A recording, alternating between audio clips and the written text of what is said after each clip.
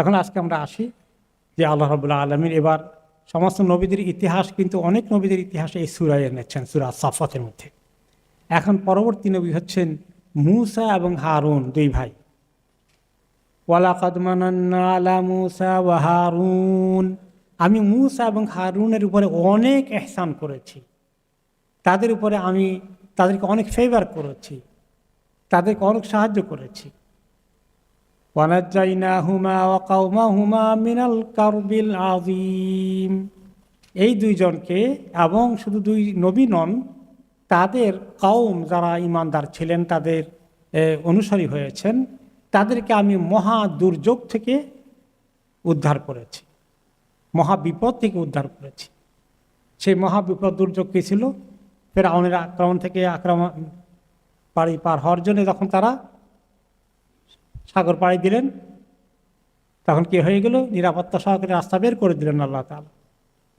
তারা ধাওয়া করতেছে ওনাদেরকে হত্যা করার জন্যে, কিন্তু আল্লাহ তাআলা নিরাপত্তার সাথে তাদেরকে ধরার আগেই পার করে দিলেন। আর তারা যখন ধরতে ধরতে পেছন দিয়ে আসলেন, তাদেরকে আল্লাহ তাআলা ডুবিয়ে মারলেন। তো এই যে মহা বিপদ থেকে আল্লাহ তাআলা এই দুইজনকে এবং তাদের কওমকে উদ্ধার করেছেন, সেই কথার পরে আল্লাহ আরও বলছেন, ওয়ানাসরনাহুম ফাকানু হুমুল গালিবিন, তাদেরকে আমি সাহায্য করেছিলাম, যার ফলে তারাই বিজয়ী হলেন। মূসা আলাইহিস সালাম এবং তার কওম। পরাজিত কে হলেন? ফিরআউন এবং তার বিশাল সৈন্যবাহিনী।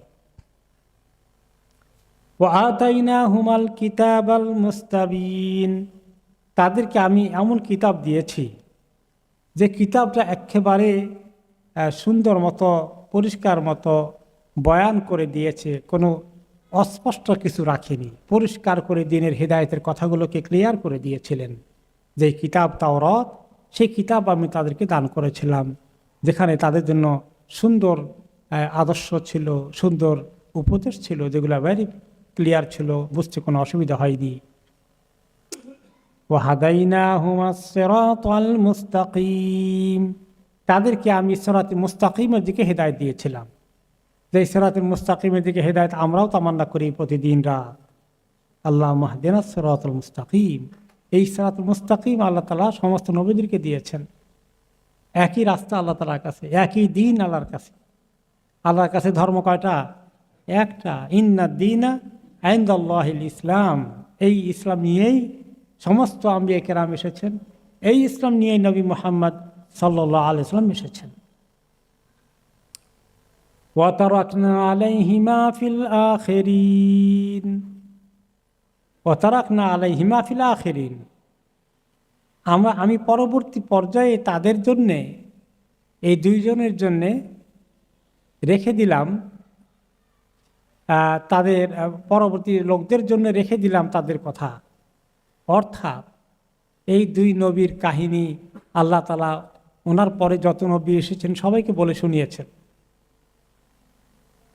তাওরাতের পরে যে ইনজিল এসেছে, সেখানে ওই দুই নবীর অনেক প্রশংসা আল্লাহ তাআলা করেছেন, তারা কত কষ্ট করে দিনের কাজ করেছেন, এগুলো বলেছেন। এরপরে নবী মুহাম্মদ সাল্লাল্লাহু আলাইহি ওয়াসাল্লামের কাছে আল্লাহ তাআলা মূসা আলাইহিস সালামের এত প্রশংসা করেছেন, ওনার সংগ্রামের কথা এত বারে বারে রিপিট করেছেন, এবং হারুন আলাইহিস সালাম কীভাবে দুইজনে মিলে এই বনি ইসরায়েলের এই গোষ্ঠীকে হেদায়েতে রাখার জন্য আপ্রাণ জীবনপণ দিয়ে চেষ্টা করেছেন, সেই কথা বলেছেন। এবং তাদের প্রশংসা অনেক জায়গায় আল্লাহ তাআলা করেছেন। ইন্না কাযালিকা নাজজিল মুহসিনিন, আমি এভাবেই যারা নেককার তাদেরকে পুরস্কার দিয়ে থাকি। মূসা আলাইহিস সালামের কথা আছে এই কিতাবের মধ্যে কতবার এসেছে? বহুবার মূসা আলাইহিস সালামের কথা এসেছে, তার প্রসঙ্গে হারুন আলাইহিস সালামের কথা এসেছে। এবং এই জন্য ইমাম ইবনে কাসির রাহমাতুল্লাহ আলাইহি কি বলেছেন, এই যে কোরআন পড়লে মনে হয় যেন এই মূসা আলাইহিস সালামের কাহিনী বলার জন্যই কোরআন নাজিল হয়েছে। এতবার, এত রিপিট, এত বিস্তারিত। সালামুন আলা মূসা ওয়া হারুন, মূসা এবং হারুনের প্রতি সালাম আল্লাহর পক্ষ থেকে। যারা আল্লাহর কাজ করেন তাদেরকে আল্লাহ সালাম দেন। সুবহানাল্লাহ। আপনাকে আমাকে আল্লাহ সালাম দিতে পারেন যদি আল্লাহ কিসমত রাখে। জান্নাতে ঢোকার জন্য আল্লাহ কি বলবেন? সালামু কাওলাম মির রাব্বির রহিম। সালাম তোমাদের প্রতি, তোমাদের রবের কাছ থেকে সরাসরি সালাম শুনো তোমরা। আল্লাহু আকবার, আল্লাহুম্মা জাআলনা মিনহুম। ইন্না কাযালিকা নাজজিল মুহসিনিন। তাহলে এভাবেই আমি যারা নেককার, মিনাল মুহসিনিন, যারা নেক আমল করেন তাদেরকে আমি এমনভাবেই পুরস্কার দেই। এবং এই তাদের পুরস্কার, তাদের পরেও তারা দুনিয়া থেকে চলে যায়, কিন্তু তাদের সুনাম পৃথিবীতে থাকে আলহামদুলিল্লাহ। অনেকেই এই যে আজকে আমরা মনে করেন সাহাবীদের কথা বলি, শুধু নবীদের কথা বলি না, আবু বকর ওমর রাদিয়াল্লাহু কথা কত আলোচনা করি, কত শুনি, ইমামদের কথা শুনি, তাদের কথা আলোচনা করি, সাহাবীদের কথা শুনি, আলোচনা করি। হ্যাঁ, এই যে তাদের এই সুন্দর রেকর্ড বাঁচতেছে এখন আমাদের জবান দিয়ে, কিতাবপত্রে লেখার পরে লেখা হচ্ছে। এই নেককার যারা নেক কর্ম করে যায়, এভাবে আল্লাহ তাআলা দুনিয়াতেও তাদের জন্য কিছু ইতিহাস রেখে দেন। ইন্নাহুমা মিন ইবাদিনাল মুরসালিন মিন ইবাদিনাল মুমিনিন। তারা দুজনই আমার অত্যন্ত ঈমানদার পর্যায়ের বান্দা ছিলেন, খুব ভালো ঈমানদার বান্দা ছিলেন। মিন ইবাদিনাল মুমিনিন, এই মোমেনদের ভালো মোমেন কি হয়? যার ঈমান আল্লাহর প্রতি অনেক বলিষ্ঠ, শক্তিশালী, মজবুত ঈমান, যে ঈমান তাকে সমস্ত হুকুমগুলো মানতে বাধ্য করে, সে নিজের পক্ষ থেকে আল্লাহর কাছে সমস্ত কাজগুলো করে যায় এবং সমস্ত গুনাহ থেকে নিজেকে নিরাপদ রাখে, সেই ব্যক্তি মুমিন। বিশ্বাস করে, কাজে সেটা প্রমাণিত করে। এই লেভেলেরই তারা ছিলেন। মুসা আলাইহিস সালাম এবং হারুন আলাইহিস সালামের কাহিনীর পরে এই সূরায় আল্লাহ তাআলা অনেক নবীর কথা এনেছেন। এখন আনছেন ইলিয়াস আলাইহিস সালামের কথা। 100 কত নম্বর আয়াত? 23 নম্বর আয়াতে ওয়া ইন্না ইলিয়াসা লামিনাল মুরসালিন।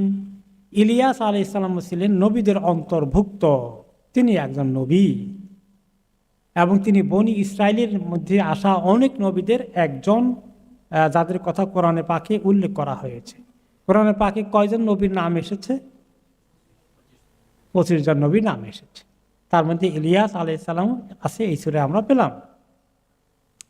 ওনার ব্যাপারে ইতিহাসে এসেছে ইলিয়াস ইবনে ইয়াসিন মিন সাবতি হারুন আখি মুসা।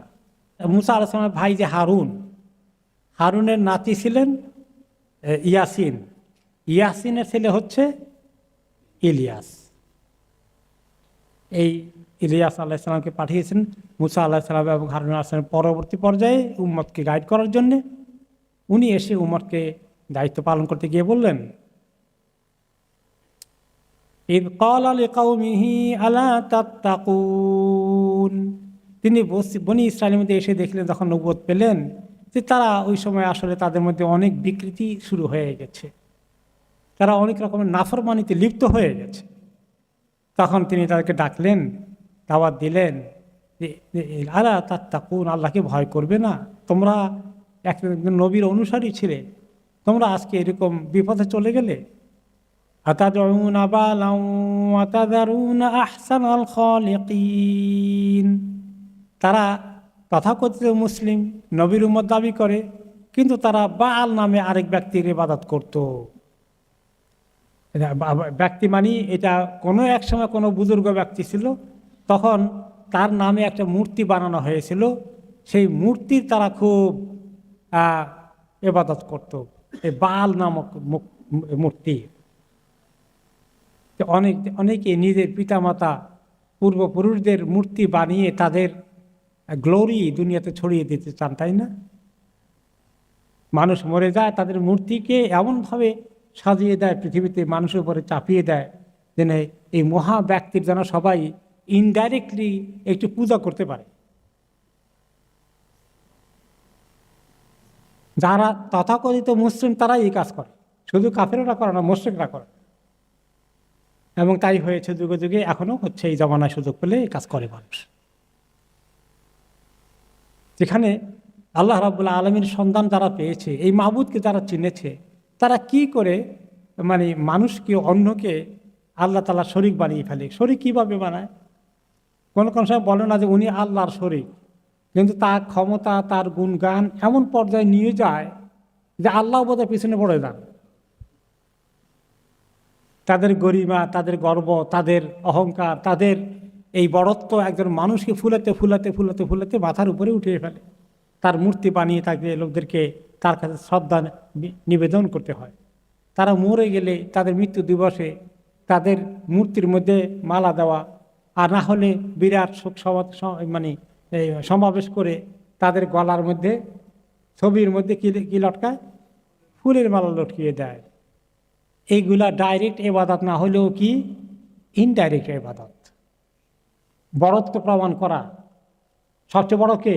আল্লাহ। যে চলে গেছেন তার কবরে কোন হালত আছে তুমি সেই চিন্তা করো।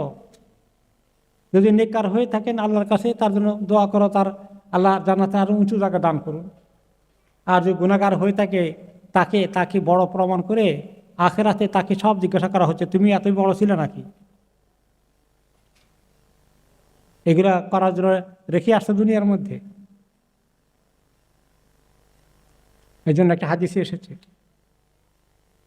একজন সাহাবী সম্ভবত আব্দুল্লাহ বিন আমর ইবনে আস রাদিয়াল্লাহু আনহু, যে ওনার ইন্তেকালের সময় বলেছিলাম আমাদের দু একদিন যে উনি সাকরাতের মতো অবস্থা সৃষ্টি হয়ে গেছে, সেন্সলেস হয়ে গেছেন। তো ওনার বোন পাশে ছিলেন, যে মৃত্যু সজ্জায় ভাই মরে যাচ্ছে। আহারে আমার ভাই, ওয়া জাবালাহ, আমার এত বড় পাহাড়ের মতো ভাই, আহারে কি ভাই ছিলেন, দুনিয়াতে চলে গেলেন বোধহয়, চলে ভাই কি মরে গেলেন, পাহাড়ের মতো ভাই মরে গেলেন নাকি। এরকম করে যখন ভাইয়ের প্রশংসাসূলক কথা বলছিল, তারপরে কিছুক্ষণ পরে আবার ভাইয়ের চোখ খুলছেন, আবার ওনার জ্ঞান ফেরত এসেছে। বললেন তুমি যে এভাবে চিৎকার করে বলছিলে আমার ভাই পাহাড়ের মতো ভাই, এত এত এত তার ক্ষমতা, এত কিছু করেছেন, আমাকে বলা হচ্ছিল তখন তুমি কি সত্যি এরকম ছিলা, তুমি কি সত্যি এরকম ছিলা, খবরদার খবরদার, আমি মরে গেলে করবা না কিছু, এগুলো বলবা না বলবা না বলবা না। তখন আর যখন সত্যি ওনার ইন্তেকাল হয়, ওনার বোন আর এভাবে বিলাপ করেন নাই, চিৎকার করে ভাইয়ের গুণগান বর্ণনা করে কিছু বলেন নাই, কান্নাকাটি করেননি। এখনো আমাদের মধ্যে অনেক প্রিয়জন যখন চলে যায়, আমরা একটা খুব আনুষ্ঠানিকভাবে দোয়ার আয়োজন করি। আচ্ছা বলেন তো দেখি, আবু বকর রাদিয়াল্লাহু আনহু মরে গেছিলেন যখন, ওনার জন্য দোয়ার আয়োজন করা হয়েছিল এভাবে? ওনার জন্য স্মরণ সভা করা হয়েছিল? ওমর রাদিয়াল্লাহু আনহু ইন্তেকালে পরে, আলী রাদিয়াল্লাহু আনহু ইন্তেকালে পরে, ওসমান রাদিয়াল্লাহু আনহু ইন্তেকালে পরে, ইমাম আবু হানিফার ইন্তেকালে পরে, ইমাম বুখারী ইন্তেকালে পরে? হয়নি। আমাদের সমাজে এগুলো আমরা বানিয়ে নিয়েছি এমন কায়দা, যারা মৃত ব্যক্তির পরিবার তারা মনে করে যত বড় মজমা হয়, যত বড় সভা হয়, যত প্রশংসা করে, 20 জন বক্তা তার প্রশংসা গাইতেই থাকে। এই যে আমরা এগুলো বানিয়ে নিয়েছি, এগুলো সুন্নতের পরিপন্থী, সম্পূর্ণ সুন্নতের পরিপন্থী। আমাদের সমাজে এগুলো প্রতিষ্ঠিত হয়ে আছে এবং খুব গর্বিত হয় পিতামাতা যে আমার বাবা এরকম ছিলেন, এত প্রশংসা করা হয়েছে ওনার, আর কেউ এটা না করলে আমার বাবা কোনো প্রশংসা করলো না, কিছুই করলো না, কোনো স্বীকৃতি দিল না। সুবহানাল্লাহ। আমরা সবাইকে যেন আল্লাহ তৌফিক দেন যে একদম আল্লাহর কাছে কবুল হওয়ার জন্যই কিছু করি, দুনিয়াতে বাহাবা স্বীকৃতি পাওয়ার জন্য আশা থেকে আল্লাহ আমাদেরকে একদম চোখ ঘুরিয়ে ফেলে না। তো এই বাল ছিল একজন এরকম, তাদের মধ্যে সমাজের মধ্যে ভালো একজন ওলি আল্লাহ কিসেমের মানুষ। তার মৃত্যু পরে এই ওলি আল্লাহকে কি বানিয়েছে, যেভাবে আজকে শাহজালাল রহমাহুল্লাহ, এইভাবে অনেক বড় বড় যারা দিনের মোবাল্লিগ ছিলেন, তারা দিনের জন্য জান কোরবান করেছেন, তাওহীদ প্রতিষ্ঠা করে গিয়েছেন, তাদের কবরকে সামনে দিয়ে শিরক প্রতিষ্ঠা করা হচ্ছে। কত বড় জঘন্য অবিচার করা হচ্ছে এই ওলি আল্লাহদের প্রতি। এই যে সীমা লঙ্ঘন, অতিরিক্ত করা যে কত ক্ষতি। নবী করিম সাল্লাল্লাহু আলাইহি ওয়াসাল্লাম বললেন আলী রাদিয়াল্লাহু আনহুকে যে দুনিয়া এই মদিনায় যত কবর আছে সবগুলোর ওয়াল ভেঙে চুরে মাটির সঙ্গে মিশিয়ে দিয়ে আসে। আর এখন আমাদের দেশে এক এক ওলি আল্লাহর মাজারে কি দেখছেন, গম্বুজ, সামিয়ানা, বাতি, কি চলতেছে এগুলো। তো এই আমাদের তৌহিদের দেশ হয়ে গেল না শিরকের দেশ হয়ে গেল। সুবহানাল্লাহ। এই এত শিরক যে দেশে অবস্থান করে, এই শিরক যে এত মানে সমানে চলছে, যেগুলার মানে এত জৌলুস সহকারে চলে সেই জাতির উপরে আল্লাহর রহমত কেমনি আসবে আমার বুঝে আসে। তৌহিদ থেকে হাজার মাইল দূরে চলে যাচ্ছে জাতি। ওইটা এক ধরনের শিরক। আর পলিটিশিয়ান নেতা নেত্রী যারা আছে ওদেরকে নিয়ে আরেক ধরনের শিরক। দেখছেন তো, 2 কিসিমের শিরক। তো আল্লাহ তাআলা বলছেন যে ইলিয়াস আলাইহিস সালামের কওম, মুসা আলাইহিস সালামের কওম বনি ইসরাইলকে, আতাদউনা বালাম ওয়া তাযারুনা আহসানাল খালিকিন, তোমরা তোমাদের বাল নামক ওই ব্যক্তির কবরে গিয়ে তার কাছে সাহায্য চাও, আর রব্বুল আলামিন যিনি, তার কাছে সাহায্য চাও না, যিনি সবচেয়ে বড় সৃষ্টিকর্তা। বিপদে পড়লে ওই মাজারে এত টাকা দিয়ে আসবো, এটা আল্লাহর কাছে সাহায্য চাওয়া হলো?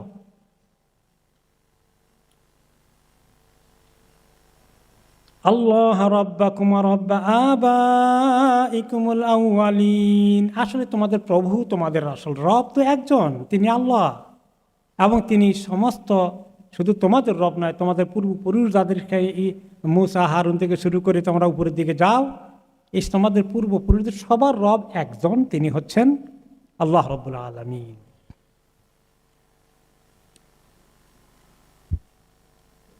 এরপরে আমরা দেখি যে আল্লাহ রাব্বুল আলামিন বলছেন যে তোমাদের পূর্বপুরুষদের রব শুধু নয়, তিনি আবাইকুমুল আউয়ালিন, তোমাদের পূর্বপুরুষ যা আছে সবার, আদম আলাইহিস সালাম থেকে শুরু করে সবার তিনি রব ছিলেন। এই কথা তারা শুনল না, ইলিয়াস আলাইহিস সালামের কথা সহজে গ্রহণ করল না। এই নবীর উম্মত বলে দাবি করা মুসা আলাইহিস সালামের কওম, হারুন আলাইহিস সালামের কওম এই তাওহীদের কথা শুনতে রাজি হলো না। তারা শিরকের মধ্যে যাবে। যেভাবে আজকেও আপনি তাওহীদের ওয়াজ করেন, অনেক লোক শুনতে রাজি নয়। এই শিরকের ওয়াজে তারা অভ্যস্ত হয়ে গেছে, কেমন মাজার কেন্দ্রিক। তাদের কাছে তাওহীদের ওয়াজ করতে গেলে তাদের ভালো লাগবে, শুনবে? কখনোই নয়। তো আল্লাহ তাআলা বলেন যে ফাকাযযাবু, ওই জাতি মুসা আলাইহিস সালামের, হারুন আলাইহিস সালামের কওম ইলিয়াস আলাইহিস সালামকে ফাকাযযাবু বলে, আর তুমি বাজে মিথ্যা কথা বলছো, তুমি উল্টা কথা বলা। আমাদের এত বড় বুজুর্গ ছিলেন বাল, তার কাছে আমরা তো সাহায্য অনেক কিছু পেয়েও যায়। বিভিন্ন কাহিনীও আছে, কত কাহিনী বানানো হয় যে বিভিন্ন বুজুর্গদের কবর যেগুলো আছে, মাঝে মধ্যে কারামাতুল আউলিয়া হক হতে পারে, হয় এরকম, কিন্তু এর সঙ্গে কতশো কাহিনীতে যোগ হয়েছে। সেই বিভিন্ন কি মাছ, এগুলো গদার মাছ নাকি, এর থেকে শুরু করে কত রকমের কবুতর থেকে শুরু করে কত কিছু আবিষ্কার হয়ে যায়।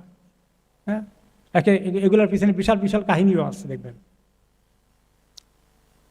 তো আল্লাহ তাআলা বলছেন যে তোমরা ওগুলা করো না। ফাকাযযাবুহু, অথচ তারা তাকে মিথ্যা বললো, তার কথা শুনতেই রাজি হলো না। ইলিয়াস আলাইহিস সালাম ফেল করে ফেললেন, তাদেরকে বোঝাতে সক্ষম হলেন না। ফাইন্নাহুম লামুহদারুন, তারা যে ওনার কথা শুনলো না, তারা যে তাওহীদের দিকে আসলো না, এতে কি হলো? তারা কি আল্লাহর কাছ থেকে নিস্তার পেয়েছে? আল্লাহ রাব্বুল আলামিন তাদেরকে ঠিকই তার জবাব দেবেন এবং তাদেরকে শাস্তি দেবেন। ফাকাযযাবুহু, তারা তাকে মানল না। ফাইন্নাহুম লামুহদারুন, তারা অবশ্যই তাদেরকে হাজির করা হবে, তাদেরকে হাজির করে আযাবের মধ্যে ঢুকিয়ে দেওয়া হবে। শিরক করে গেলে আর জাহান্নাম থেকে বের হতে পারবে?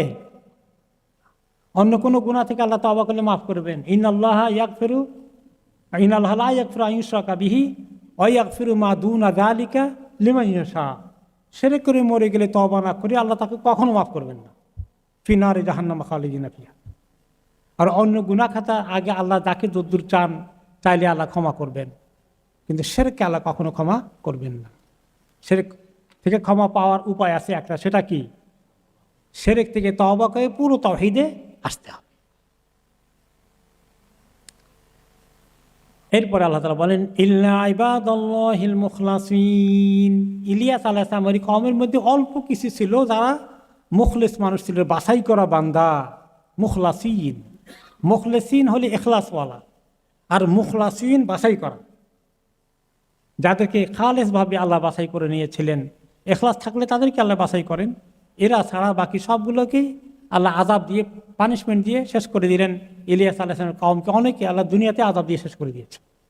শুধু যারা তাওহীদের উপরে ছিল তাদেরকে আল্লাহ টিকিয়ে রেখেছিলেন। ওয়া তারাকনা আলাইহি ফিল আখিরিন, আর আমি তার কাহিনীকে রেখে দিলাম পরবর্তী পর্যায়ের লোকদের জন্যে, যে তারা জানলো যে একজন ইলিয়াস নবী এসেছিলেন, তিনি কিভাবে দিনী দাওয়াতের সংগ্রাম চেষ্টা করেছেন এবং কিভাবে তার অনুসারীরা তার বিরুদ্ধে চলে গিয়েছিল, তাদের কি করুণ পরিণতি হয়েছে। এই কাহিনী রয়ে গেল কোরআনের মধ্যে, যুগ যুগ ধরে লোকেরা জানবে এবং পড়বে এবং শিখবে। وتركنا عليه في الآخرين سلام على ইলিয়াসিন। এই ইলিয়াসিনের প্রতি আল্লাহর পক্ষ থেকে সালাম। ইন্না কাযালিকা নাজিজিল মুহসিনিন, আমি এভাবেই নেককারদেরকে পুরস্কৃত করে থাকি। ইন্নাহু মিন ইবাদিনাল মুমিনিন, তিনি আল্লাহর অনেক প্রিয় মুমিন বান্দার অন্তর্ভুক্ত ছিলেন। ওয়া ইন্না লূতান লামিনাল মুরসালিন, এবার আসলো লূত আলাইহিস সালামের কাহিনী। ইয নাজ্জাইনাহু ওয়া আহলাহু আজমাইন, আমি নূহ আলাইহিস সালামকে এবং তার পরিবার অথবা পরিবারের মধ্যে নবীদের তাদের অনুসারীও চলে আসে, যারা তাওহীদের অনুসারী ছিলেন তাদেরকে আমি সবাইকে হেফাজত করেছি, আর বাকিরা সবাই আযাবে পড়েছে। কিন্তু তার পরিবারের মধ্যে একজন, ইল্লা আজুজান ফিল গাবিরিন, তবে তার পরিবারের মধ্যে একজন বুড়ো মহিলা ছিল, সেই বুড়ো মহিলাটা তার বিবি। এই মহিলা শিরকওয়ালাদের সঙ্গে তাল দিয়ে চলত, তাদের সঙ্গে তার যোগাযোগ ছিল। তাওহীদের নবীর ঘর করেও শিরকের সঙ্গে তার যোগাযোগ, এরকম হয় অনেক সময়, সুবহানাল্লাহ। কি নবীর স্ত্রী হলেও বাঁচতে পারেনি, সে তার আযাবের মধ্যে ঢুকে গেল, আল্লাহর আযাবের মধ্যে পড়ে গেল। সুম্মা দাম্মারনাল আখারিন, আর পরবর্তী যারা ছিল আল্লাহ দুশমনী করেছিল, শিরকের মধ্যে ছিল, কবিরা গুনাহের মধ্যে ছিল, তাদের একটা বড় কবিরা ছিল। পৃথিবীতে সর্বপ্রথম সমকামিতার এই বদ অভ্যাস শুরু করেছিল কোন কওম? লূত আলাইহিস সালামের কওম। এবং এই জন্য আরবিতে সমকামিতাকে বলা হয় লিওয়াতাহ, ওইখান থেকে শব্দটি এসেছে। ওয়া ইন্নাকুম লাতামুররুনা আলাইহিম মুসবিহিন ওয়া বিল-লাইলি আফালা তাকিলুন। এখন আল্লাহ তাআলা এই কাহিনীগুলো বলে, বিশেষ করে এই যে বনি ইসরাঈলের কাহিনীগুলো, এগুলো বলে এখন আল্লাহ তাআলা বলেন যে তোমরা দেখতে পেলে যে ওয়া ইন সুম্মা দাম্মারনাল আখারিন, পরবর্তী যারা এইভাবেই নবী দুশমনী করেছে সবাইকে আমি এভাবে ধ্বংস করেছি, যুগে যুগে বিভিন্ন জাতিকে, বনি ইসরাঈলের অনেক কমকে ধ্বংস করেছি।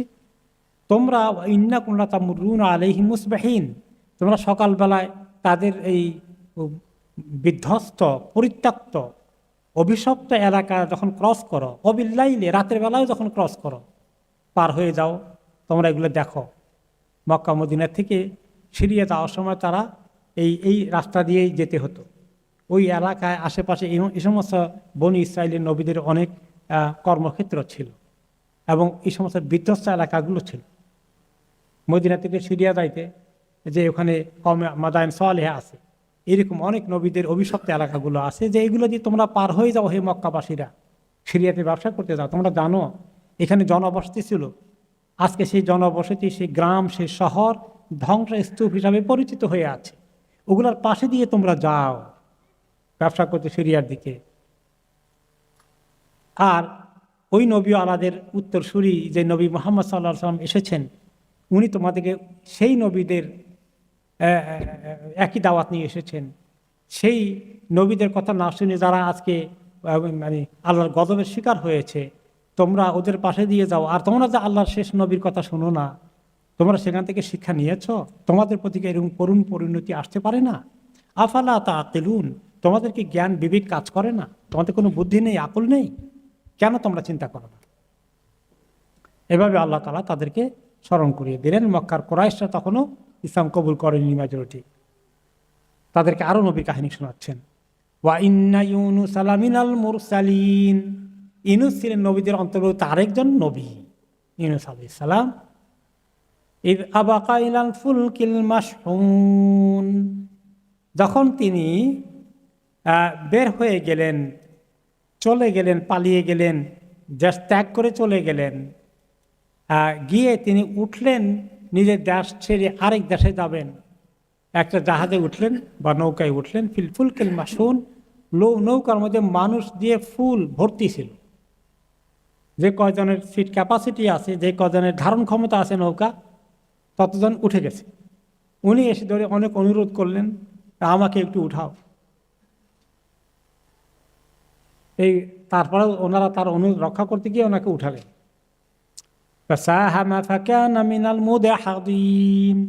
উনি উঠার পরে এখন তো বেড়ে গেল, ওজন বেড়ে গেছে, নৌকার ধারণ ক্ষমতার বাইরে। এখন নৌকা টলটল করছে, সাগর পাড়ে দিয়ে ওইদিকে যাবে। এখন সবাই চিন্তিত হয়ে পড়লো যে একজন মানুষের লোড বেশি হয়ে গেছে, একজনের লোড যদি কমানো যায় তাহলে এটা ডুববে না, মোটামুটি সেফ থাকবে। তখন তিনি ওনার দেখলো কি করা যায়। তো এখন কে যাবে? কেউ তো স্বেচ্ছা যাবে না, বা উনি নবী হিসাবে ওনাকেও কেউ দিতে ব্যাপারে ঠেলে দিতে রাজি না, যে এটা তো ঠিক না, যদি উনি শেষে আসছেন কি করা যায়। তারপরে তখন বলে তাহলে এক কাজ করো, যে একটা ড্র করো, লটারি ড্র করো, যার নাম উঠে সেই ঝাঁপ দিতে হবে। তারপরে তখন লটারি করা হলো। ওকে, তো ওনাকে মানে ওনার নাম ধরার আগে তখন যারা এই নাবিক আছে জাহাজের, নৌকার, তারা বলল হাহুনা আব্দুন আবাকা মিন সাইয়্যিদিহি, মনে হচ্ছে এখানে একজন মানুষ উঠেছে যে ব্যক্তি তার প্রভুকে অসন্তুষ্ট করেছে। ওয়ালা বুদ্দা লিনাজাতি সাফিনা মিন ইলকাই ফিল মা'i লিতানজুয়া মিনাল গারাক, লিনানজুয়া মিনাল গারাক, যে ওই ব্যক্তি, যে ব্যক্তি তার প্রভুর অবাধ্য হয়ে এখানে এসেছে, তাকে ফেলে না দিলে এই নৌকা পার হয়ে যাবে না সেফলি, এটা ডুবে যাবে। এখন তারা বলল, তো উনি তো এটা বুঝতে পারতেছেন না, ওইটা মনে হচ্ছে যেন কোনো মালিক কৃত দাসের সম্পর্ক। হ্যাঁ, তো এটাই বুঝেছে, তিনিও তাই মনে করেছিলেন যিনি নাবিক আছেন। তো বলে যে এখন এরকম তো কেউ মনে হয় না, কে এটা করেছে কেউ স্বীকারও করছে না, যে কোন কৃত দাসটা মালিকের কথা অমান্য করে পালিয়ে ভেগে চলে গেল। তাহলে এক কাজ করো, কেউ যখন স্বীকার করে না, তখন আমরা ড্র করে দিল। ড্র করার পরে ইউনূস আলাইহিস সালামের নাম উঠে গেছে, যে এই লোকটাই প্রভুকে আপসেট করে পালিয়ে চলে এসেছে। ফালতাকামাহুল হুত ওয়া হুয়া মুলিম, তখন তিনি বুঝতে পারলেন, তিনি বললেন ঠিক আছে, আমার নাম যখন উঠছে ডিস্টেন্সে আই এম ওয়ান্টেড, তখন তিনি ঝাঁপ দিলেন আল্লাহর উপর তাওয়াক্কুল করে। ফালতাকামাহু আল হুত, যেই তিনি ঝাঁপ দিলেন, বিশাল এক তিমি মাছ ওনাকে গ্রাস করে ফেললেন। ওয়া হুয়া মুলিম, ওনাকে যখন ব্রাশ করে ফেলল, তখন তিনি নিজেই বুঝতে পারলেন যে তিনি আসলে অপরাধ একটা করছেন। এখন ওনার রিয়েলাইজেশন হলো যে ওনার কওমকে তিনি দাওয়াত দিয়েছেন, সময় দিয়েছেন, এই যে 3 দিন টাইম দিলাম, এর ভিতরে যদি তওবা করো আল্লাহ তাআলা তোমাদেরকে নাজাত দিবেন, না হলে কিন্তু আল্লাহ আযাব দিয়ে মেরে ফেলবেন। এবং সেই টাইমটা যখন শেষের দিকে চলে আসছে, 3rd ডেতে তিনি চিন্তা করলেন, 1 দিন গেলো, 2 দিন গেলো, আজকের দিনে প্রায় চলে যাবে, এর তো মনে হয় আল্লাহর দিকে আসবে না। কাজে বোঝা গেছে যে আল্লাহর গজব এদের প্রতি আসবে, তা আমি গজব আসার আগে তাড়াতাড়ি পার হয়ে যাই। কিন্তু ওনার উচিত ছিল যে লাস্ট টাইম পর্যন্ত তাদেরকে সুযোগ দেওয়া। লাস্ট টাইম পার হয়ে গেলে তখন যাওয়াটা ওনার জন্য জাস্টিফাইড ছিল। কিন্তু উনি তো, এবং আল্লাহ তাআলার হুকুমও তখন আসবে যে তুমি এখন চলো, নবীরা তো আল্লাহর ইশারায় চলার কথা। এখানে তিনি একটু তাড়াহুড়া করে ফেলেছিলেন। এটা আল্লাহ রাব্বুল আলামিনের কাছে পছন্দ হয়নি। এবং তারপরে কি হয়েছে, উনি আসার পরে তারা যখন দেখলো এই ইয়ে কোথায়, ইউনূস কই, বলে ইউনূস চলে গেছে। আর আবহাওয়া খারাপ হয়ে যাচ্ছে, খবর আসতেছে কিছু একটা, যে কিছু একটা মহাপ্রলয় ঘটে যাবে, তাদের খবর হয়ে গেছে। তখন তারা দৌড়ে আসলো, ইউনুসকে আমরা রেডি আছি তার উপর ইমান আনতে, তওবা করতে। কই ইউনুস নাই। তখন তাদের চিৎকার করে আল্লাহর কাছে ফরিয়াদ করল যে আল্লাহ, ইউনুস তো চলে গেছে, কিন্তু তুমি তো আসো। তার কাছে, আল্লাহর কাছে তারা এমন ভাবে তওবা করলো, কান্নাকাটি, এবং তাদের ছেলে মেয়ে সবগুলোকে এনে বাচ্চাদেরকে বলে দুধ খাওয়াই না, বাচ্চারা চিৎকার করুক, তাদের চিৎকারের আহাদারি আল্লাহর কাছে পৌঁছ। এমন করে তারা আল্লাহর কাছে আর্তনাদ করতে থাকলো। আল্লাহ তাআলা আবহাওয়া ঠিক করে দিলেন, আযাব উঠিয়ে ফেললেন। তো এদিকে ইউনূস আলাইহিস সালাম কি হলো, নাকি যখন মাছ খেয়ে ফেললো বা উদরে চলে গেল, কিন্তু আল্লাহ তাআলা তাকে অপার কুদরতে, পেটে ঢুকলেই তো হজম হওয়ার প্র্যাকটিস শুরু হওয়ার কথা, তিনি পেটের ভিতরে হজম হয়ে যাওয়ার কথা, কিন্তু হচ্ছে না। আল্লাহ তাকে ওনাকে হেফাজত করবেন। আহুয়া মুলিম, তিনি নিজে এখন বুঝতে পেরেছেন যে তিনি আসলে বোধহয় এবার রিয়েলাইজেশন হয়ে গেছে, তাড়াহুড়ো করে ফেলেছেন, আল্লাহর হুকুমের অপেক্ষা না করেই তিনি চলে আসছেন। ফালাউলা আন্নাহু কানা মিনাল মুসাব্বিহিন লালাবিসা ফি বাতনিহি ইলা ইয়াউমিদ্দিন। এখন তিনি সেখানে আল্লাহকে ডাকা শুরু করে দিলেন। আর শুধু ওই সময় ডাকেন নাই তিনি, ওই সময় যেটা বলে ডাকছেন সেটা অন্য আয়াতে এসেছে। কি এসেছে? লা ইলাহা ইল্লা আনতা সুবহানাক ইন্নী কুনতু মিনাজ জালিমিন। যে আল্লাহ, আপনি ছাড়া কোনো মাবুদ নেই, আপনি কত পবিত্র, আর আমি আসলে ভুল করেছি, আমি আমার উপর জুলুম করেছি। তো জুলুম করেছি, আমি তাড়াহুড়ো করেছি, আমি আপনার নির্দেশ অপেক্ষা করিনি, এটা আমার মিস্টেক হয়ে গেছে। তারপরে উনি এখন আল্লাহর কাছে অনেক তওবা করছেন, এবং আগেও তওবা করতেন, শুধু এখনই তওবা করেন না, এখনই তাসবিহ করেন না, আগেও তাসবিহ করতেন। আল্লাহ তাআলা বলেন ফালাউলা আন্নাহু কানা মিনাল মুসাব্বিহিন, এমন যদি না হতো, সে আগে বেশি তাসবিহ করে নাই, খালি এখন বিপদে পড়ে তাসবিহ করে, এরকম না হইয়া যদি আগে থেকে তাসবিহ যেহেতু করেছে, এই জন্যই আমি তাকে উদ্ধার করলাম। আর যদি আগে তাসবিহ করার অভ্যাস না থাকতো, শুধু বিপদে পড়েই করলো, তাহলে লালাবে থাফি বাতনিহি ইলা ইয়াউমি ইবআসুন, তাহলে ওই মাছের পেটের মধ্যে সে কিয়ামত পর্যন্ত এভাবে থাকতো।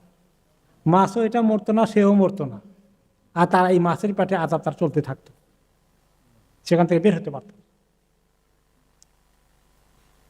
কিন্তু আল্লাহ তাআলা, তিনি আগেও আল্লাহর রঙে তওবা করেছেন, ইস্তেগফার করেছেন, তাসবিহ করেছেন, আল্লাহর ইবাদত করেছেন, এখন বিপদে পড়ে করেছেন।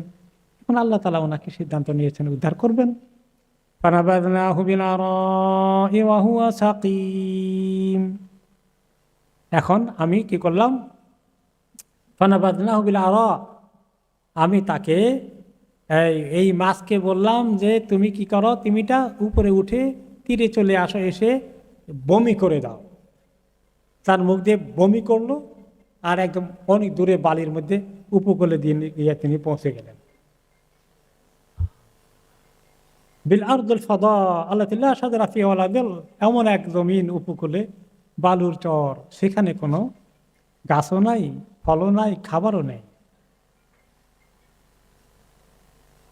তারপরে আল্লাহ তাআলা, এবং সাকিম, হুয়া সাকিম মারিদ, তিনি অসুস্থ হয়ে পড়লেন। সেখানে তিনি কি অবস্থা, ওনার পেটের ভিতরে গিয়েছে, মাছের পেটের ভিতরে গিয়েছে। তো যখন তাকে নিক্ষেপ করে দিয়েছে হুয়া সাকিম, তখন সে মারাত্মক অসুস্থ। যে এত ওইখানে যখন ছিল, সাইকোলজিক্যালি কি অবস্থা, আল্লাহ নিঃশ্বাসের ব্যবস্থা রেখেছেন, সেটা আল্লাহ কুদরতের মাধ্যমে হয়েছে।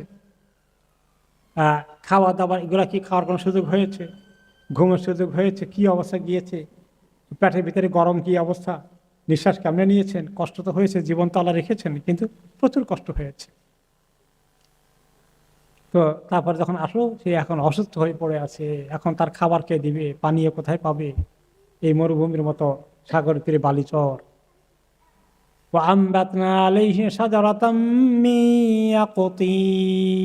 কিন্তু এখানে তার জন্য আমি গায়বী কুদরতে এক রকমের গাছ বের করে আনলাম এই বালির জমিনের মধ্যে। ইয়াকতিনটা কি রকম জিনিস? এটা একটা ফলের মতো হয়েছিল, এবং ইয়াকতিন যদি এখনো যত রকমের আপনার কদু কোমড়া জাতীয় জিনিস আছে, এগুলাকে এক কথা ইয়াকতিন বলা হয়। এগুলো একটা টাইপ, এটা একটা গ্রুপ অফ ভেজিটেবলস। কদু কোমড়া, চাল কোমড়া, মিষ্টি কোমড়া, তরমুজ, এই জাতীয় সবগুলো কিন্তু একই গোষ্ঠী, one group of the thing. এগুলাকে ইন জেনারেল বলা হয় ইয়াকতিন। তো এইরকম একটা কিছু থেকে বের করলেন, যেটার মধ্যে খাবারও আছে, যেটার মধ্যে পানিও আছে। তরমুজ হলে তো খাবারও আছে, পানিও আছে, বা এই জাতীয় কিছু একটা তিনি রেডি করে দিলেন। তিনি সেখানে খেতে পারলেন এবং ওনার ক্ষুধা মিটলো, ওনার পিপাসা মিটলো। এবং সেখানে গাছটার মধ্যে আবার কিন্তু ছায়া ছিল, বেশ বড় বড় পাতা, দেখি একটু উঁচু হয়ে গেছে, এবং উনি সূর্যের তাপ থেকে রক্ষা হওয়ার জন্য তিনি পেয়েছেন। বড় বড় পাতা ছিল সেগুলো, এগুলোকে দিয়ে তিনি রেস্ট নিলেন। এরপরে আল্লাহ রাব্বুল আলামিন কী করলেন, যে ওনার শরীরের মধ্যে এমন অবস্থা ছিল যে গরমের মধ্যে যদি এখন ওখানে এই মুহূর্তে ছায়া প্রবাহ না করা হয়, প্রোভাইড না করা হয়, তাহলে ওনার এই চামড়া ঝলসে গেছে, ভিতরে নরম হয়ে গেছে, এগুলা এখন মানে গলে যাবে।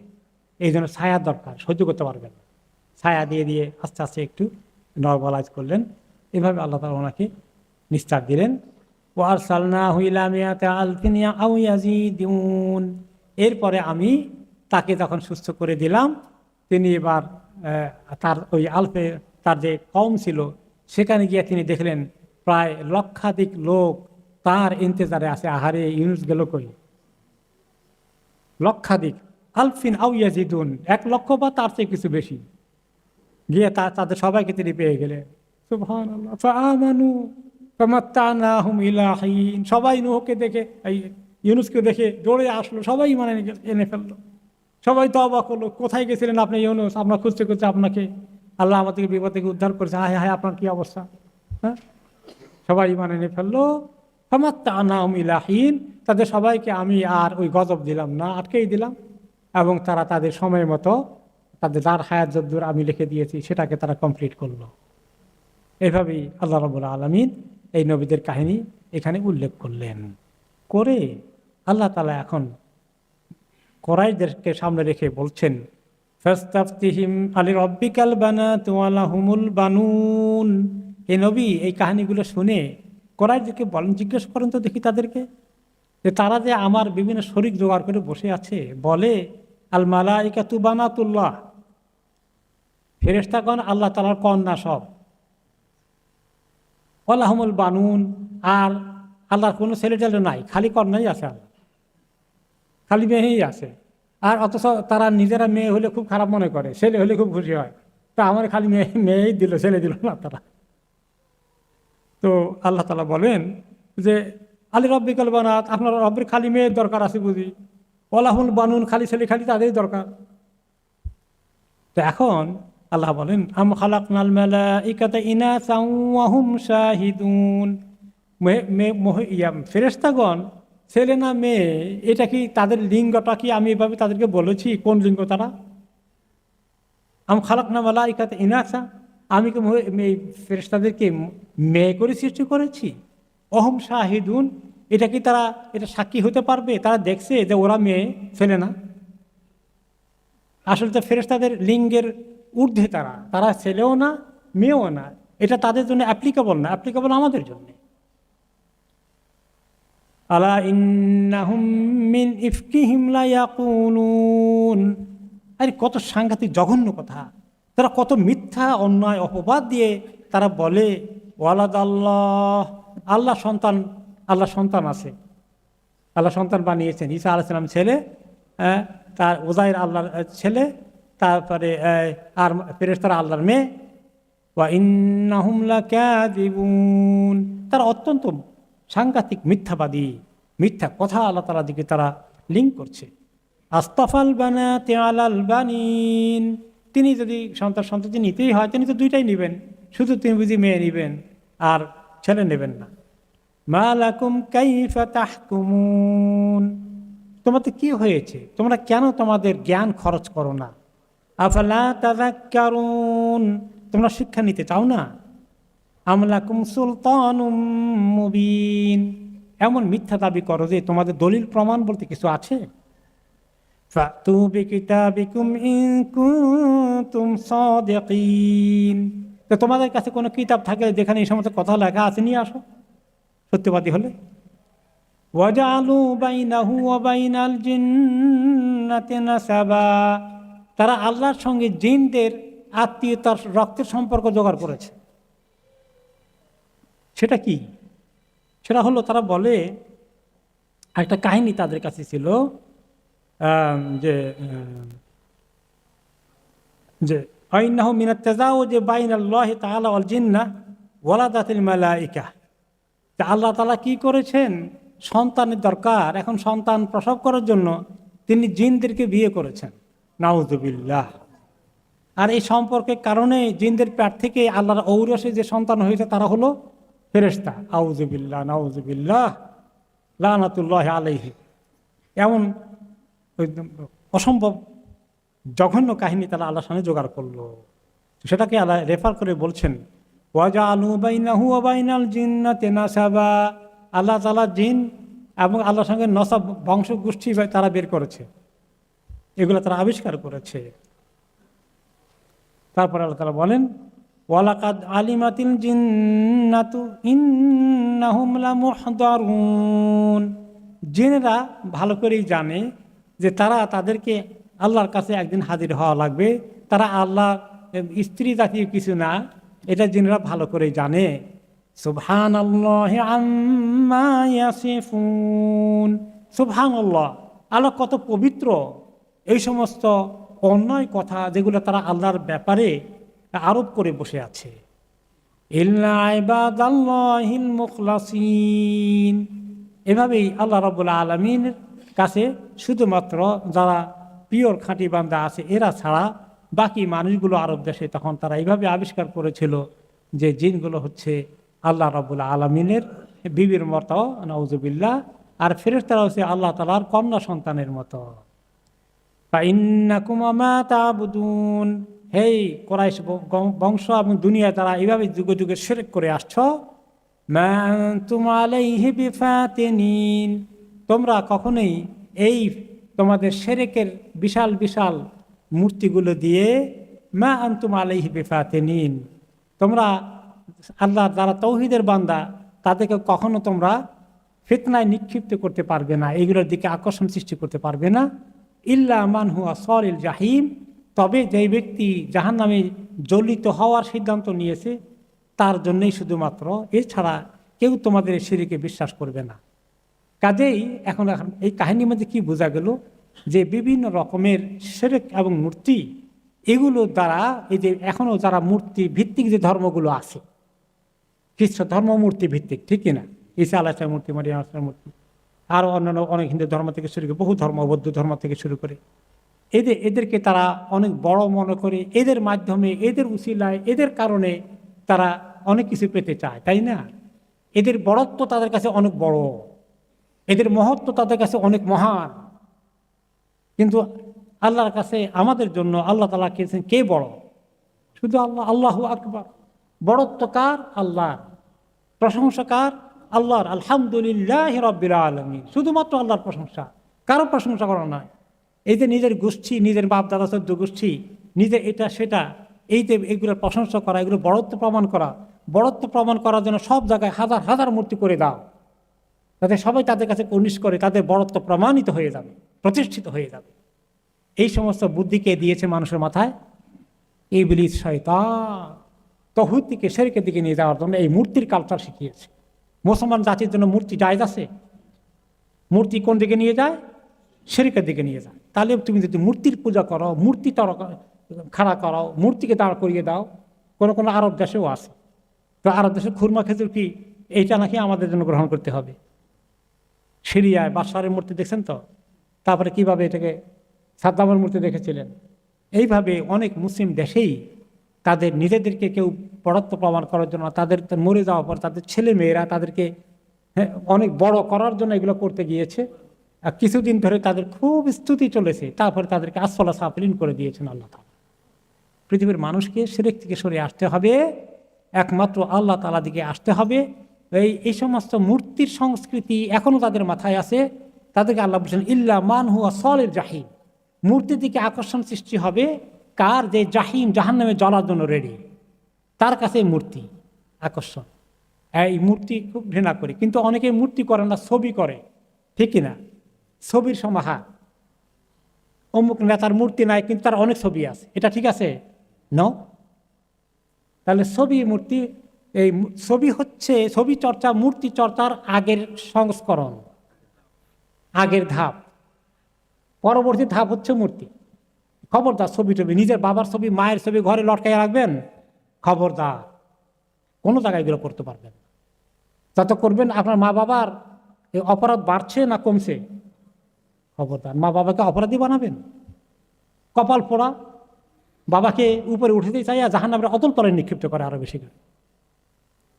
তাওহীদ আর শিরকের মধ্যে কত পার্থক্য! এই ইসলাম এসেছে তাওহীদ নিয়ে, আর শিরকের দিকে মুসলিম জাতিকে নেওয়ার জন্য কুচক্রী শয়তানের এই সমস্ত এজেন্টগুলো যুগে যুগে বিভিন্ন দেশে মুসলিম উম্মাকে তাওহীদ থেকে শিরকে নিয়ে দিচ্ছে।